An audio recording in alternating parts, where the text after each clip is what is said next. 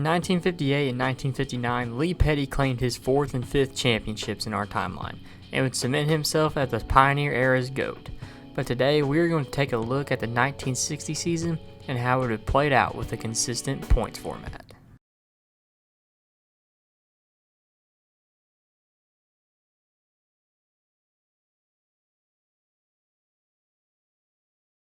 In the 1960 season, we would have 6 full-time drivers: Junior Johnson, Richard Petty, Lee Petty, Rex White, Ned Jarrett, and Buck Baker. In the opening 7 races, Ned Jarrett won race 2 at Columbia, Junior Johnson would win the second running of the Daytona 500, and Richard Petty would win the race at Charlotte. So after the first 7 races, defending champion Lee Petty would lead the standings with his son Richard Petty in second, just 25 points behind. Over the next 7 races, Richard Petty would simply outrun his father and would actually take the lead at Martinsville with a win. And after 14 races, it was a battle between the father-son duo of Richard and Lee Petty. At the next race in Weaverville, Lee Petty would win the race and take the point lead away from Richard Petty, who finished 9th, and was now 28 points behind Lee. Rex White finished 7th and was now 148 points behind Lee Petty. At Darlington, Richard Petty finished 2nd and Lee Petty finished 4th, closing the gap to 23 points, and White finished 3rd, and the gap flatlined to 148 points. At Spartanburg, Lee finished 2nd while Richard finished 11th, and the gap was now 63 points. Rex White finished 12th and was now 191 points behind. At Hillsboro, Lee Petty won the race while Richard finished 6th and was now 98 points back, and White finished 11th and was now 246 points behind. At Richmond, Lee won again while Richard finished 6th. It was now 128 points behind. White finished 6th and was now 251 points back. At Hanford, neither of the Pettys would participate, but Rex White would finish 8th and move into 2nd, 109 points behind Lee Petty. At the World 600 at Charlotte, we would have the turning point of the season. Rex White would finish in 6th, while the Pettys would finish 55th and 56th. And now, after 21 races, Rex White had the points lead by 13 points over Lee Petty. At Winston-Salem, White finished 3rd while Lee Petty finished 2nd and shrunk the gap to 8 points.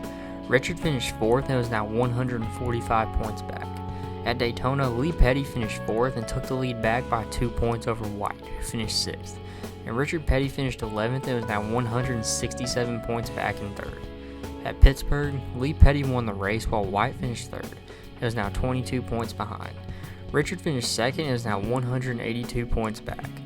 At Montgomery, White would fire back with a win, while Lee finished 3rd and was now only 2 points ahead of White. Richard finished 2nd and is now 177 points ahead of father Lee.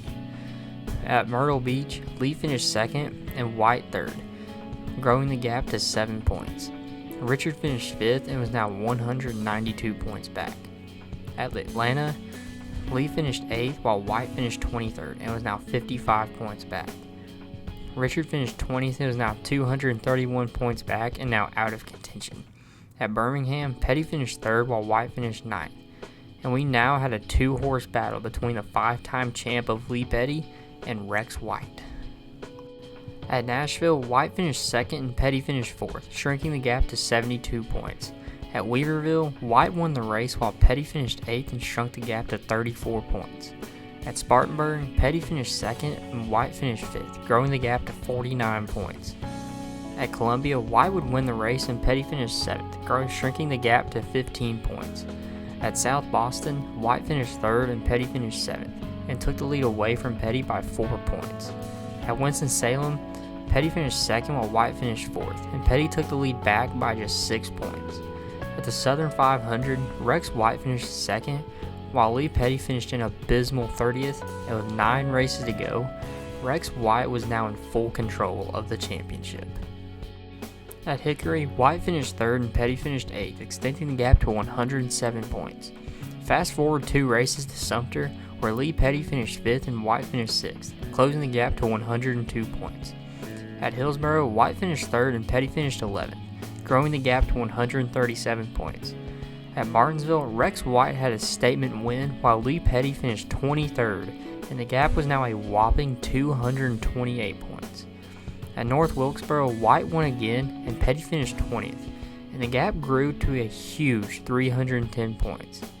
At Charlotte, White finished a solid 6th, while Petty finished a horrible 36th, making the gap 404 points. And this would be enough for Rex White to lock up the championship 2 races early. So to open up the 60s, Rex White would take his first championship either way over the Giants of Petty Enterprises.